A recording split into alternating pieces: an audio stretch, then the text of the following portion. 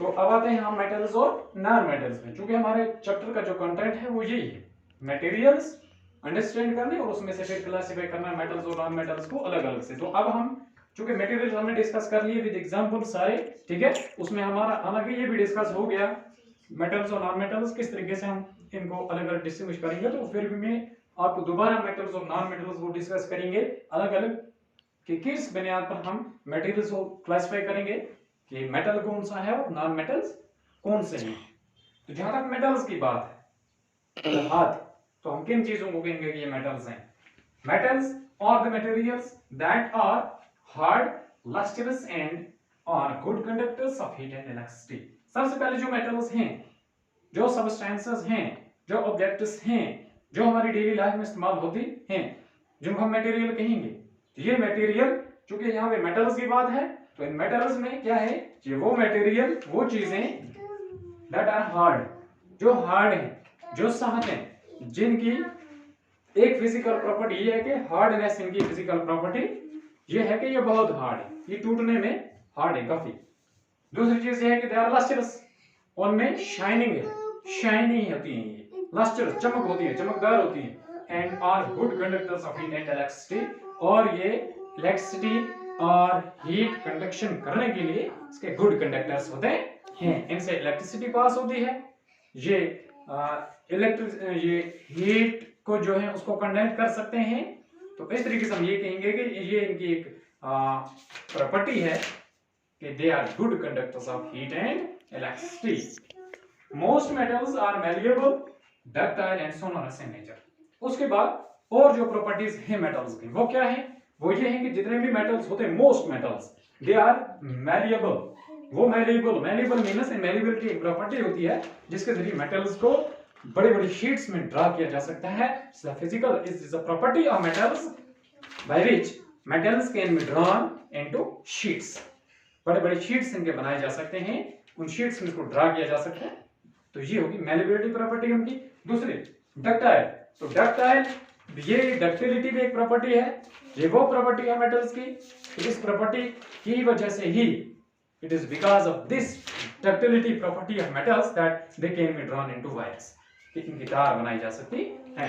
And sonorous in nature, और दूसरी इनकी जो नेचर है, जो इनकी क्वालिटी वो ये है कि ये सोनोरस होते हैं। That means on beating they produce sound, on beating they produce sound. For example, आप किसी आयरन स्मिथ, लोहार की दुकान में जाएंगे, जब वो आयरन को बीट करता है, लोहे को पीटता है, वो साउंड प्रोड्यूस करता है लोहा। इसी तरीके से आप देखेंगे टिन शीट के ऊपर आप अगर हाथ मारेंगे, साउंड प्रोड्यूस होती है। आप अपने घर के गेट को खोलते हैं, गेट को बंद करते हैं, साउंड प्रोड्यूस होती है। आपके स्कूल में बेल है, बेल के ऊपर उठाकर आप कोई चीज मारते हैं, वो साउंड प्रोड्यूस करती है। बिजली का पोल बाहर लगा होता है, आप इसके ऊपर उठाकर कोई चीज मारते हैं तो ये साउंड प्रोड्यूस करता है, दूर दूर इसकी सायरन बजती है। इसका मतलब हो गया ये मेटल्स की क्वालिटी है कि उनसे साउंड प्रोड्यूस होता है। ये होगी मेटल्स। अब मेटल्स के एग्जांपल क्या है, आयरन है, कॉपर है, एल्युमिनियम है, गोल्ड है, टिन है, लेड है और zinc. These are some examples of metals. उसके बाद आते हैं नॉन मेटल्स। नॉन मेटल्स क्या होंगे? नॉन मेटल्स और द मटेरियल्स और एलिमेंट्स। मटेरियल्स और एलिमेंट्स, आंसर भी कहेंगे नॉन मेटल, ठीक है। यानी एलिमेंट का मतलब हो गया आंसर। जिस तरीके से हम कहते हैं कार्बन एक एलिमेंट है, हाइड्रोजन एक एलिमेंट है, ऑक्सीजन एक एलिमेंट है, जिंक एक एलिमेंट है, एल्युमिनियम एक एलिमेंट है, फास्फोरस एक एलिमेंट है, ठीक है। इस तरीके से यानी इनको हम के नॉन मेटल्स जो है इनको मटेरियल भी कहेंगे आप या एलिमेंट भी कहेंगे। मटेरियल्स और elements that are lacking all the characteristic features of metals and are also bad conductors of heat and electricity। और दूसरी चीज में जो मटेरियल है, जिस तरीके से हमने वहां पढ़ा था कि मटेरियल हम कहेंगे किसको, मटेरियल या तो एक सब्सटेंस का बना होगा जिसको हम प्योर सब्सटेंस कहेंगे, प्योर मटेरियल कहेंगे, या फिर मिक्सचर है, दैट मींस मिक्सचर मिक्स करके बनाया गया है, इम्प्योर, ठीक है। जो इम्प्योर की एग्जांपल मैंने आपको वाटर की बताई है, गोल्ड की बताई है, ठीक है।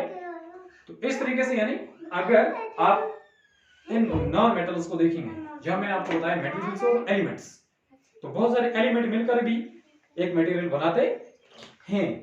जिसको हम मरकब बाद में कहेंगे।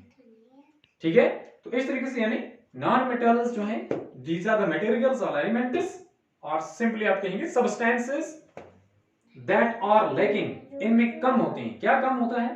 The characteristic features of metals, जो मेटल्स के कैरेक्टरिस्टिक्स होते हैं उनकी जो खुसूसियात होती हैं वो इनमें नहीं होती हैं। They are lacking these characteristic features of metals, जो मेटल्स में कैरेक्टरिस्टिक फीचर कौन कौन से कैरेक्टरिस्टिक फीचर्स? जैसे मेटल्स में हार्डनेस होती है, लस्टर होता है उनमें, वो गुड कंडक्टर्स, हीट इलेक्ट्रिसिटी होते हैं, मैलिबिलिटी, डक्टिलिटी उनकी, या सोनोरस होते हैं उनकी नेचर में नेचुरली। तो इनमें ये सारी चीजें लैक होती हैं। ठीक है, ये डल होते हैं, हार्ड नहीं होते, सॉफ्ट होते हैं, लस्टर नहीं होते, इनमें डल होते हैं ये। इसी तरीके से इनमें मैलिबिलिटी, डक्टिलिटी का कोई प्रॉपर्टी नहीं है, या ये सोनोरस नहीं होते हैं। तो ये होगा कि ये प्रॉपर्टी इन मेटल्स, नॉन मेटल्स में नहीं, they are lacking these properties, characteristic features of metals. और साथ में क्या होता है? Are also bad conductors of heat and electricity, और साथ में क्या है कि हीट एंड इलेक्ट्रिसिटी के बैड कंडक्टर्स हैं। इनसे किसी किस्म की हीट या इलेक्ट्रिक करंट, इलेक्ट्रिक लाइट इनसे पास नहीं होता, ये उसको कंडक्ट नहीं कर सकते, किसी किस्म में कोई कंडक्शन नहीं होती है। इसकी एग्जांपल आप देखेंगे, पहले हाइड्रोजन एक एलिमेंट है, जो मैंने यहाँ पे एलिमेंट लिखा था, आपको वहां पे कंफ्यूजन होता है। तो हाइड्रोजन एक एलिमेंट है। अगर आप पीरियोडिक टेबल आप देखेंगे, जो हमारा होता है मेंडलीव्स वो क्या पीरियोडिक टेबल, अगर उसमें आप देखेंगे जितने में हमारे एलिमेंट्स हैं, ठीक है, उनमें आप देखेंगे हाइड्रोजन एक एलिमेंट है।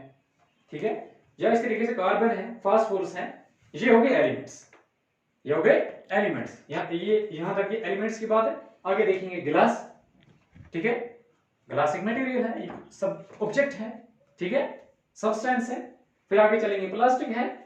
ठीक है, फिर आगे चलेंगे सिंथेटिक फैब्रिक्स हैं, कपड़े, और कोल है, कोयला। ठीक है, जो कार्बनाइजेशन प्रोसेस के जरिए जमीन के नीचे बनता है। जब हमने कोल और पेट्रोलियम पढ़ा तब आपको मैंने क्लियरली बताया।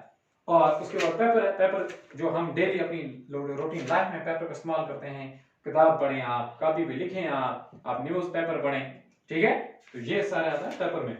तो ये कुछ एग्जांपल है, ये सारे एग्जांपल नहीं है कि इतने सारे नॉन मेटल है, बहुत सारे हैं, लेकिन चंद एक एग्जांपल मैंने कुछ यहाँ पे लिखे, उसमें से एलिमेंट भी और मटेरियल भी मैंने आपको बताया कि ये हो गए नॉन मेटल्स। तो इस तरीके से हमें क्लियर हो गया कि ये मेटल्स में मेटल्स क्या होती हैं और नॉन मेटल्स क्या होती हैं।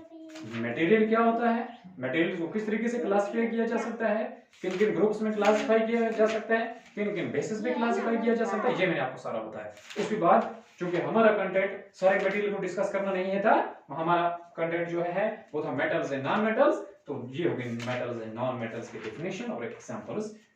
तो ये आपको अंडरस्टैंड हो गया। अब इससे आगे क्या है, इससे आगे है, ठीक है, मेटल्स में ये प्रॉपर्टीज हैं, नॉन मेटल्स में ये प्रॉपर्टीज नहीं है। तो मेटल्स की जो प्रॉपर्टी है, फॉर एग्जांपल इनमें मैलिबिलिटी है, डक्टिलिटी है, या ये सोनोरस, इनको अलग अलग इन तीनों प्रॉपर्टी को हम लिखेंगे कि मैलिबिलिटी का क्या मतलब हो गया, या इसकी एग्जांपल, फॉर एग्जांपल किस चीज को हम ड्रा कर सकते हैं, मैलिबल कौन सी चीज है, डक्टाइल कौन सी चीज है, सोनोरस कौन सी चीज है, इनके माने भी और साथ साथ में इसकी डेफिनेशन और एग्जांपल भी कि कौन सी मेटल में कौन सी मेटल फॉर एग्जांपल मैलिबल है, कौन सी डक्टाइल है, या सोनोरस जो ये इनकी एक प्रॉपर्टी है।